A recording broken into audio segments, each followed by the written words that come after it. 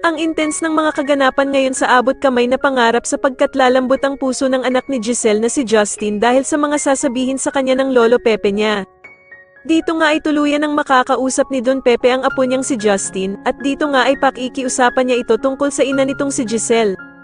Samantala matapos nga ang naging pagtatalo nila Giselle at anak nitong si Justin, ay bigla namang dadating si Eric na nag-alaga at nagpalaki dito. Kaya naman ay biglang matitigilan si Giselle nang sabihin ni Eric na wag daw nitong saktan ang anak niyang si Justin. Gulat na gulat naman si Justin dahil sa pagdating ni Eric samantalang sising-sisi naman si Giselle sa nagawa nitong pagsampal sa anak niya.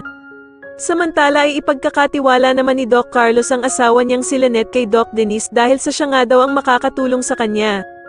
Kaya naman ay magpapakonsulta nga itong si Lynette kay Doc Denise at dito nga ay sasabihin niya na pakiramdam niya nga daw ay merong mga taong gustong manakit sa kanya at itatanong niya nga dito kung nasisiraan na ba daw siya ng ulo. Sa kabilang banda naman matapos nga ang naging panggagamot ni Doc Denise kay Lynette, ay bigla nga itong mapapadpad sa Japan kasama si Annalyn at makikita nga din nila doon si Doc Lyndon. Masayang-masaya naman na ikukwento ni Annalyn kay Doc Lyndon ang naging experience nila ng kanyang inang si Lynette. Dito nga ay sasabihin niya na sobrang saya daw niya dahil sa first time niyang sumakay ng eroplano kasama ang ina niyang si Lynette na first time din nga daw na sumakay dito. Samantala ay bigla namang tatanungin ni Doc Lyndon si Annalyn kung ano ba daw ang unang naiisip nito kapag nababanggit ang salitang Japan. Sasagutin naman siya ni Annalyn na ito daw ay walang iba kundi ang Mount Fuji.